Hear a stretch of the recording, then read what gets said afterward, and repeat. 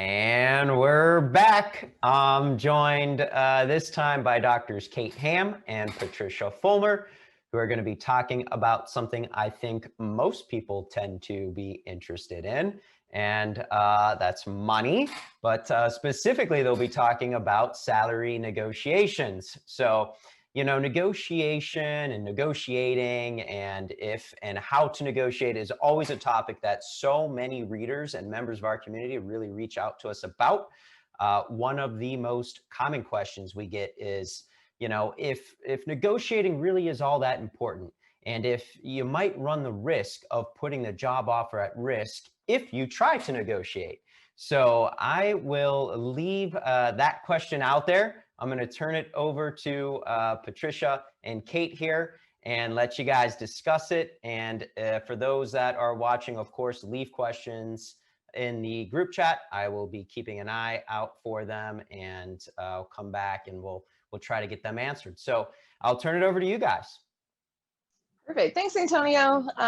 First of all, we're so excited to be here because this topic is always something that I know I get questions about. I know Dr. Hamm gets questions about. Y'all do.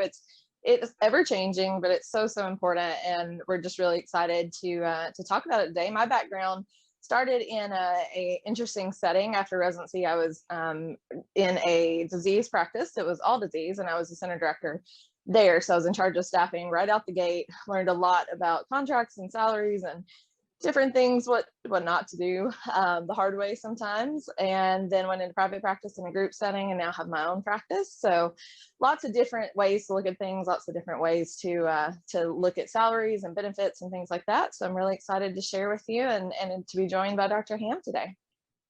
I'm super excited to be here too. I have had the pleasure of being enthralled with negotiation since optometry school. I was super fortunate that I got to be a part of the inaugural and the founding members of the Optometric Compensation Research Study Group, which is really awesome. So we got to do a huge survey and a lot of really in-depth research on what is, what's going on in optometry. We know a ton about a lot of professions, but we didn't know a lot of kind of peer-reviewed research on what negotiation looked like. So I started there just doing some research and then taking some courses through Yale and AAUW on negotiation just because, gosh, it's so darn interesting. I'm so sorry. You guys just saw my cat run into my door. This is all going to be very interesting today. I hope you guys enjoy. So I think, so Patricia, I know we both have like feelings on this question, and I think we both have the same one, that just because you negotiate doesn't mean you are going to lose a job offer. I think that's the biggest thing that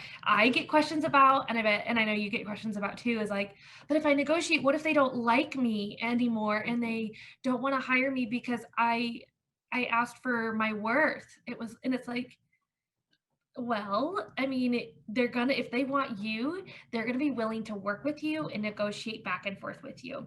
But then also at the same time, if you go at this in a very, conversational, very just kind of easy way where you both get to have a conversation, one, you get to know more about each other. And so when you walk into that practice, you're going to feel more comfortable. And two, they're not going to just say no off the bat. And if they do, then it's probably a good thing too, because they're not ready for an open dialogue. So tell me some of your experience with that.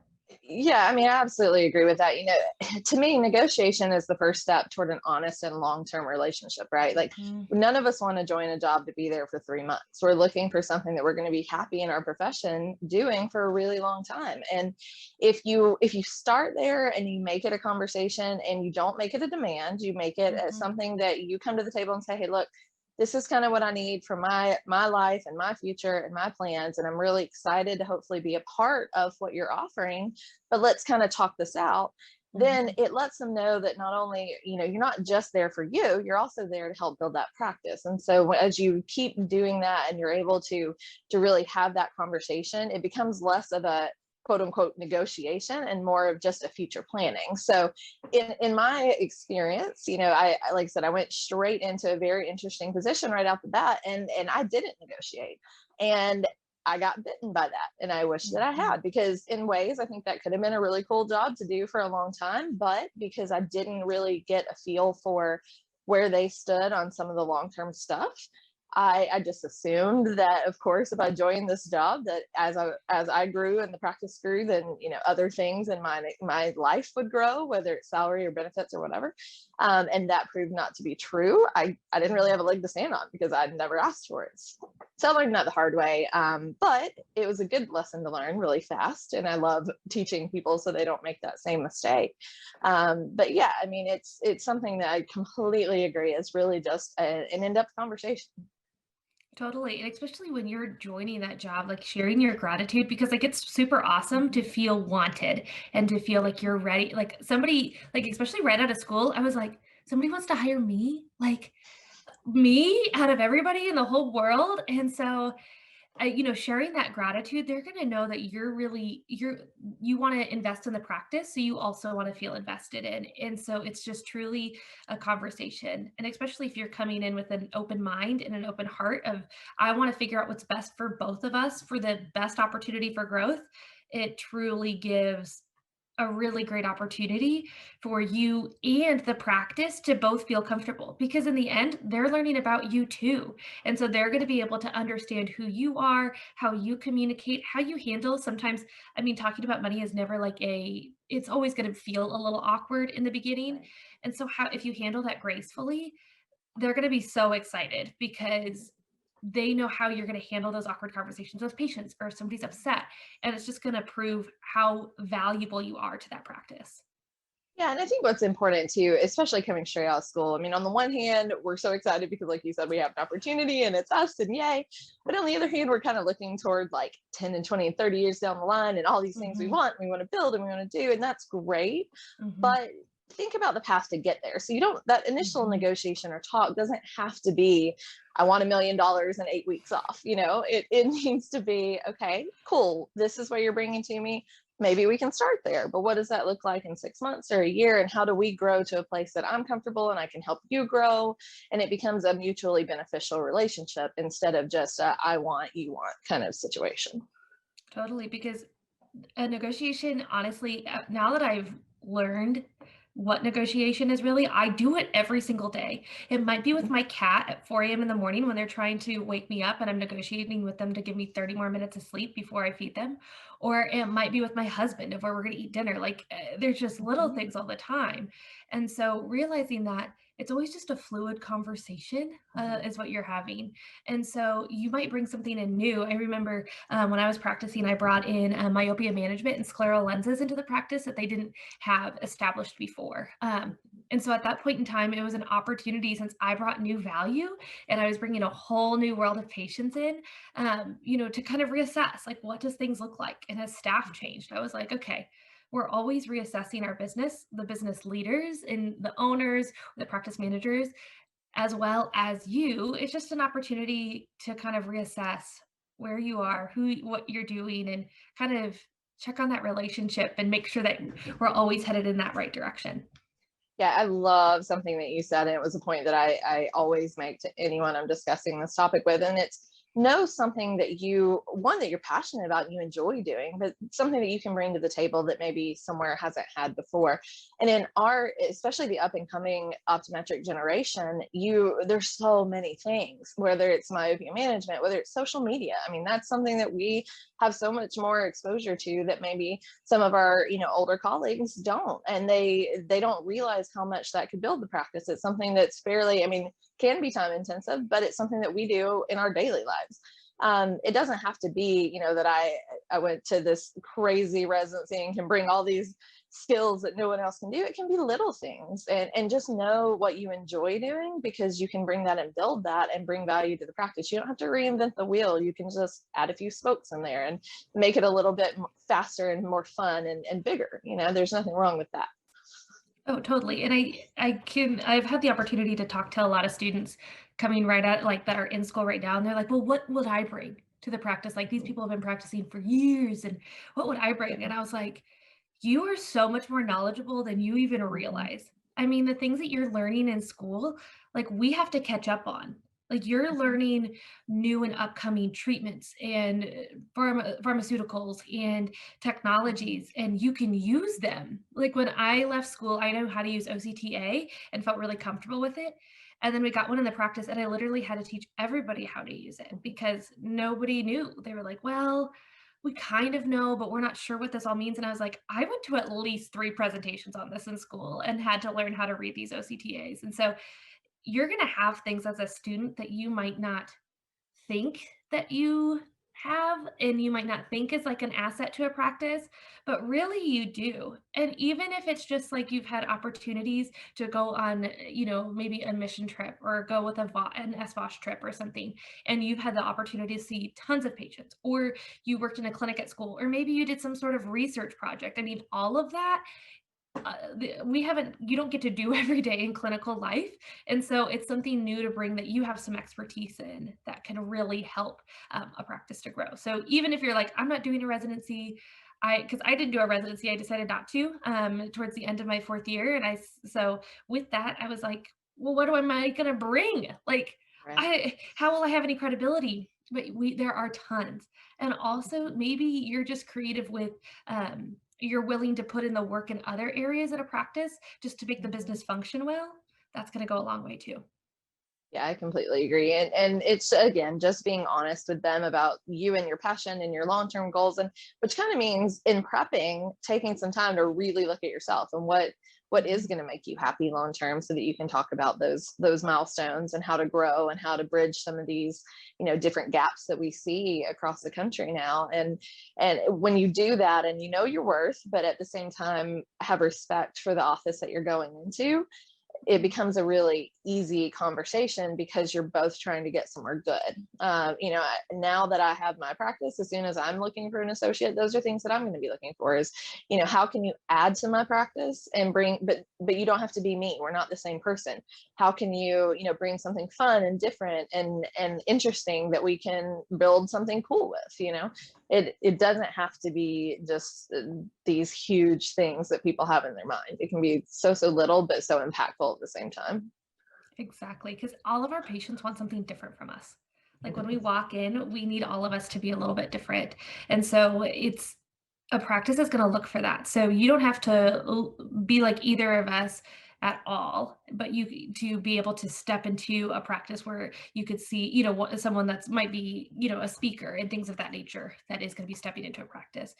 Everything that you have, you're going to bring. I think there's one key thing that you said, Patricia, that's just like, oh my gosh, you have to focus on is what's important to you. Like, I just like want to totally reiterate that for everybody, because it could be paying off student loans. And if that's important to you and you want to negotiate more on salary, then you might give up some of your benefits for. Great. Love that for you.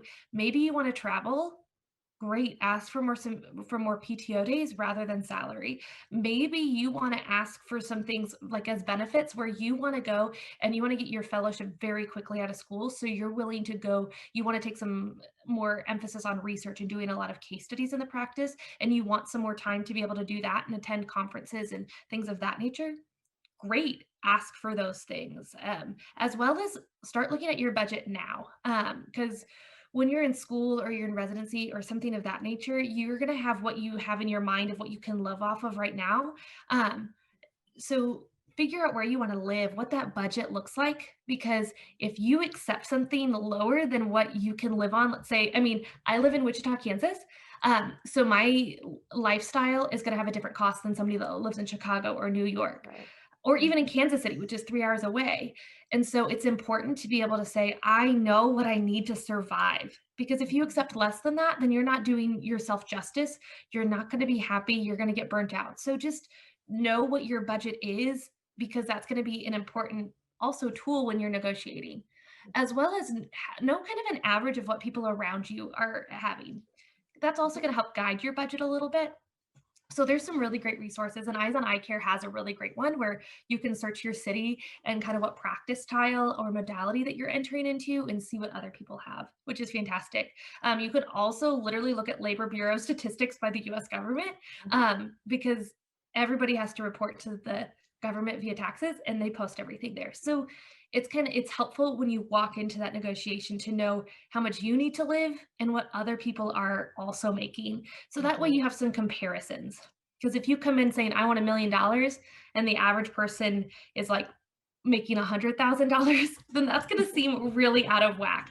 Also, that's a very large difference. And so know that when you're, I mean, if somebody walked in and said, hey, I want $1 million, I'd be like, me too. Where do I'd we be go? like, cool. Let's figure how'd that you out. get that? Let's figure, if you can make me $1 million, we'll figure it out. So I think that's something that is so important, is doing your research ahead of time, knowing what's important to you, knowing how you communicate well, and knowing also what things look like in your region financially for you.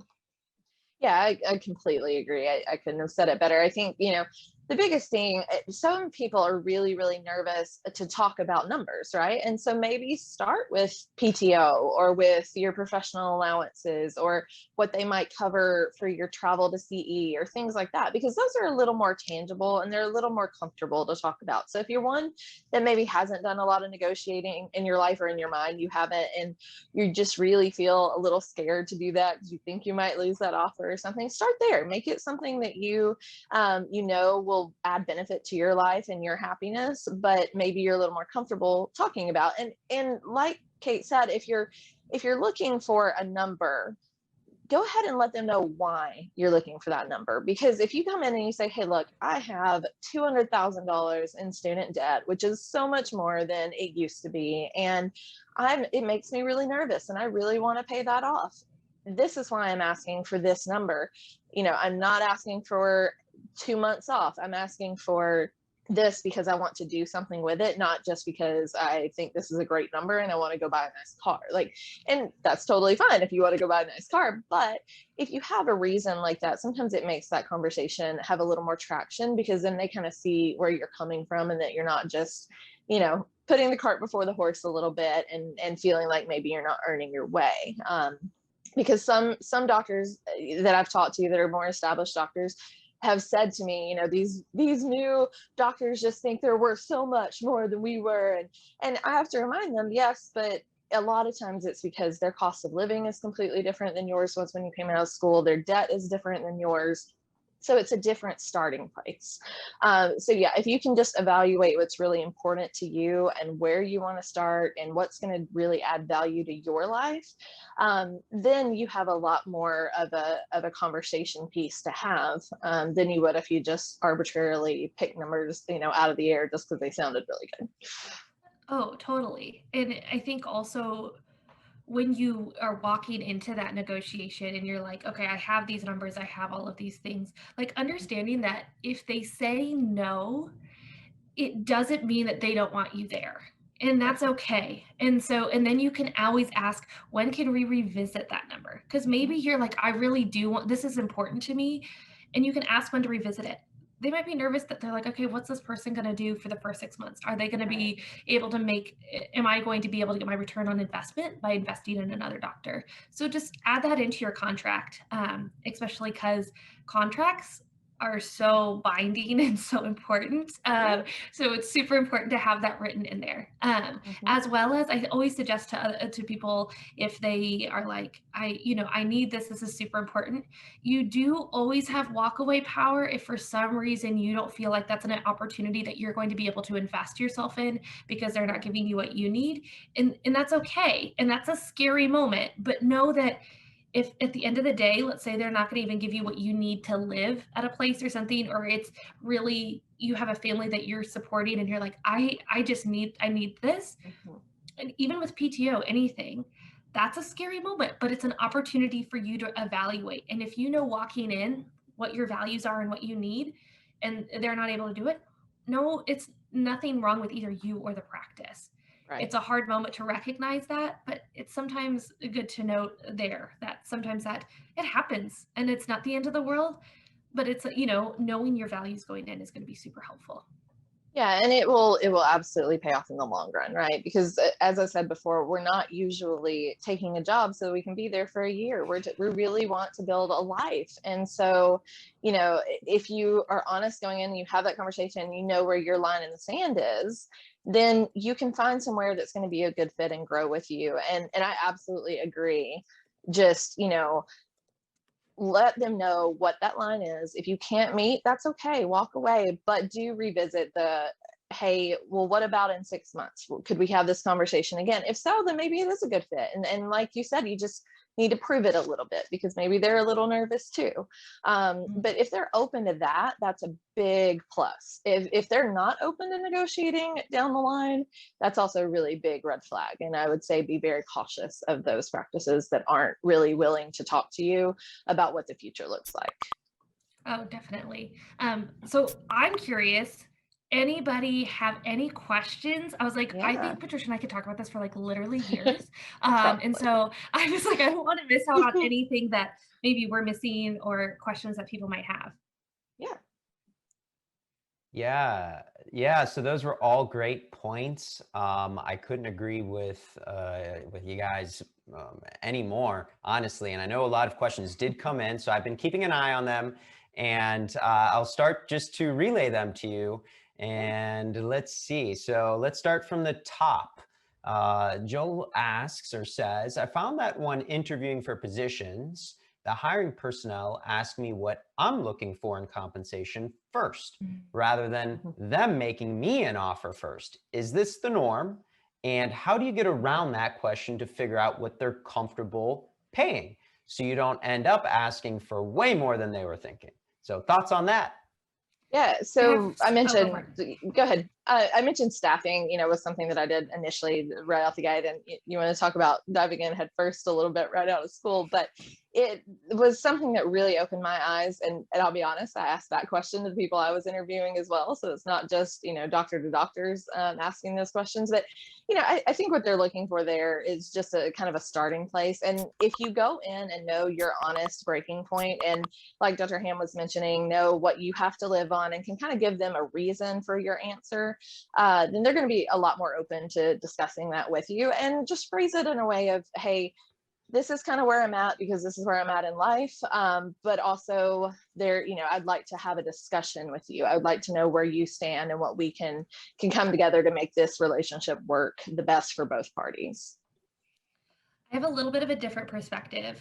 So one thing that I learned taking a negotiation course through Yale, they had it, and it was super interesting, is the person that offers first usually loses.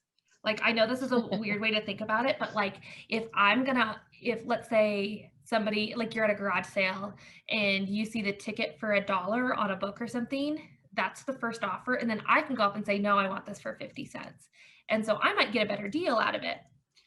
So sometimes I suggest is waiting until you have a contract to start having some more of those conversations, or having more of a firm offer in place. Because what I would hate for that to happen is that you lowball yourself on accident. Sometimes it happens. I've done it before, and so I totally know. So 2 things. I usually say, thank you so much for asking. I'd love to have this conversation further when I have a contract or I know this job offer is official. Something of that nature where that you're in more in-depth talks. So that way, because sometimes it can be a screening question, which is totally fine as well. But I want to protect you at the end of the day. A second thing is, let's say they say no, like Patricia's sitting across from me and she's like, no, I really need to know.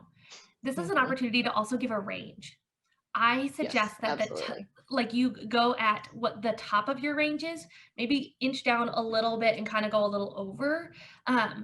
And so at that point in time, because if you go from what your bottom is to your top, they might say, oh, I have some wiggle room on the bottom half. So starting a little higher than your bottom, kind of finding that mid-range where it kind of covers the top to the middle of what you would like in salary.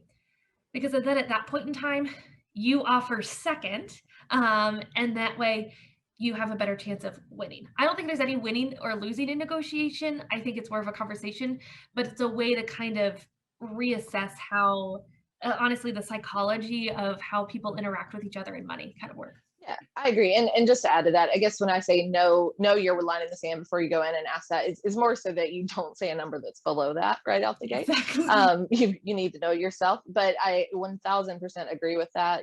Aim high, because people aren't going to just freak out really unless you just say something like $1 million.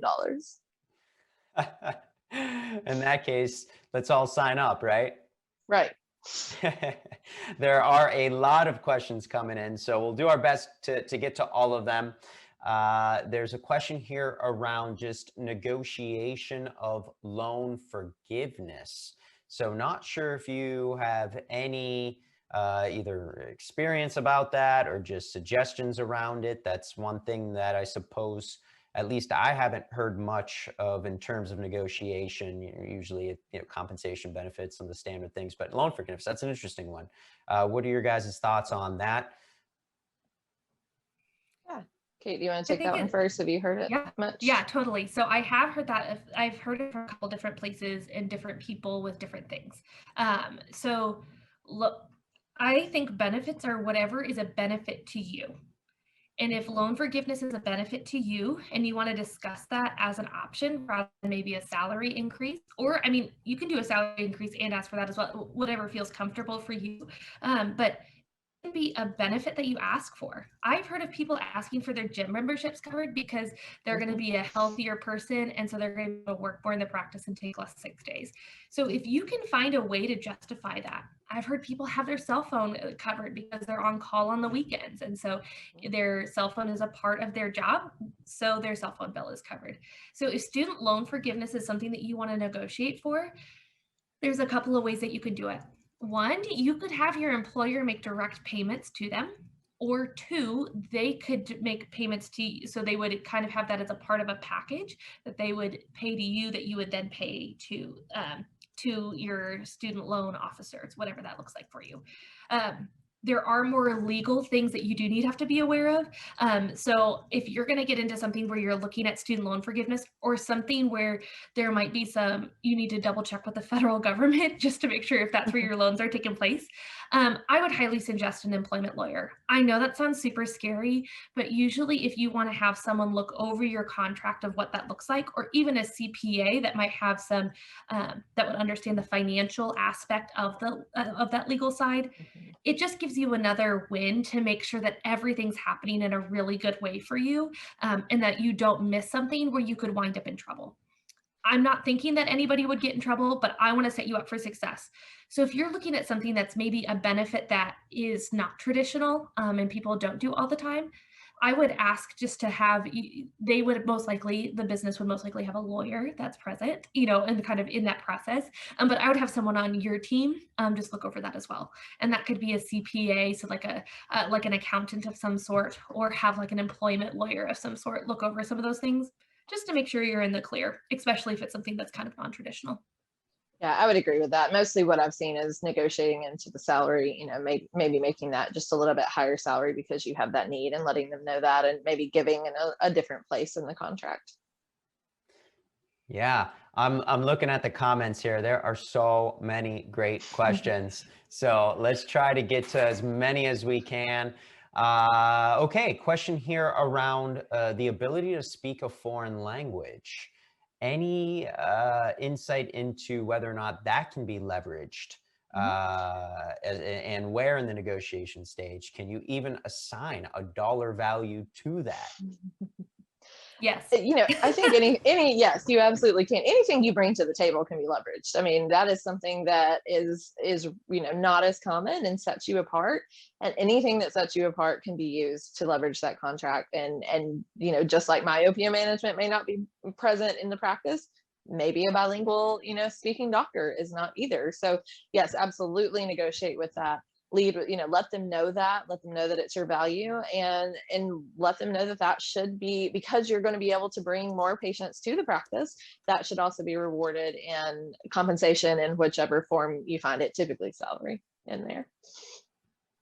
Yes, 100%. I mean, I literally can't add anything better. I don't know if you can assign a dollar value to it, but you can use that as like, I'm adding value to that practice. Right. If you want to assign a dollar value to it, I would go ahead. I mean, if that feels more comfortable to you and that's how you feel like you can best negotiate that, great, do it that way. But a lot of times kind of lumping it into what that salary is going to feel more comfortable in the long run.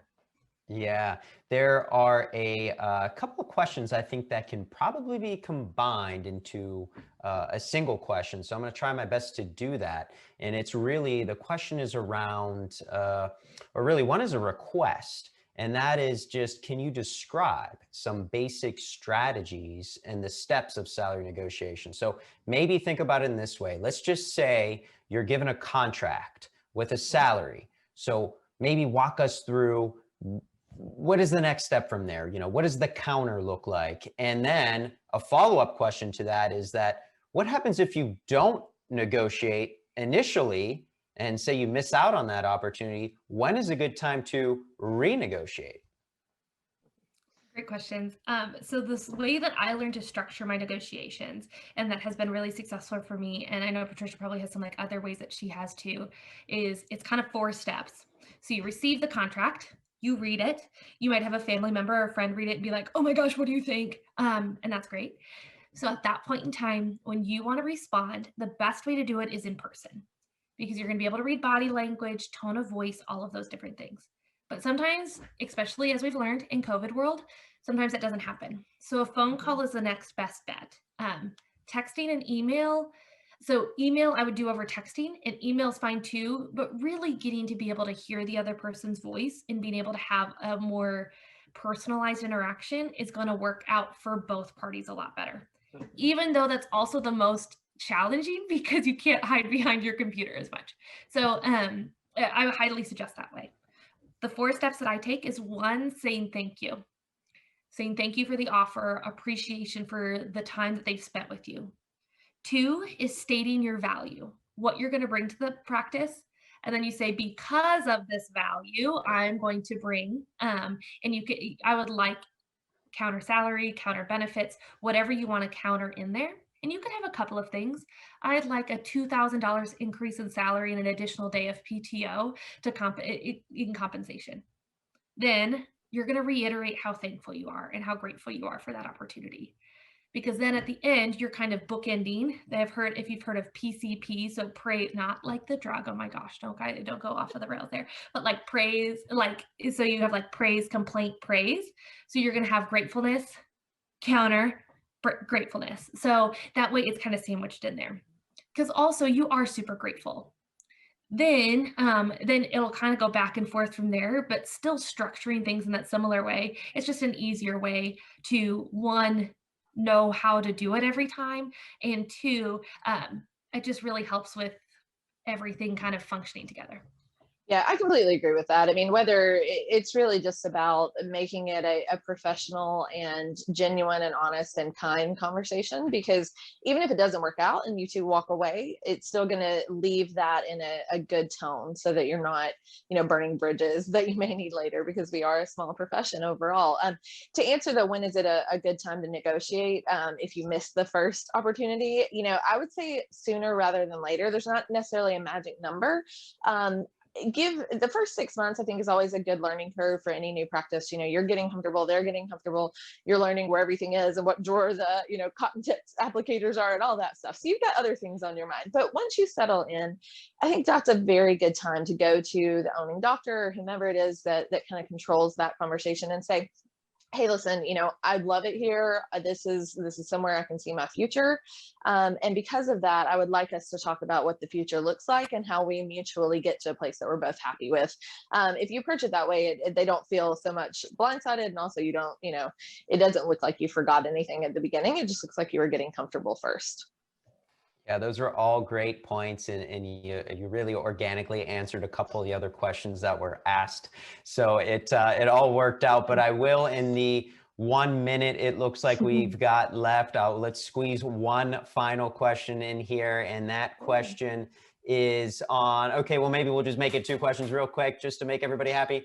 How often should you be negotiating your salary? So obviously at the get-go, but then how often after that? And then last question, is it a red flag if your employer says it's pretty much non-negotiable because all the doctors in this practice have the same contract? So I'll let you guys answer that, and we'll try to squeeze these in 1 minute. All right. Patricia, go ahead. Real quick, I'll give mine and then we can jump in. So with the first one, how often? I would say personally, it doesn't necessarily have to be a true, titled negotiation, but I would say at least yearly touch base with the people that are with you in that practice and make sure that y'all are still on the same page. Whether it's the time to change things or not, will be a little bit dependent upon your initial negotiation and how you structured that contract. But if it gives you a chance to have that running conversation, and if you do need to update things or change things, you can do that. The other part of it is, you don't necessarily have to feel like you're locked into something. If they say this is what it is and sorry, end of story, to me, that's a bit of a red flag. But at the same time, if it's something that you're okay taking, you just need to accept the fact that you agreed to that.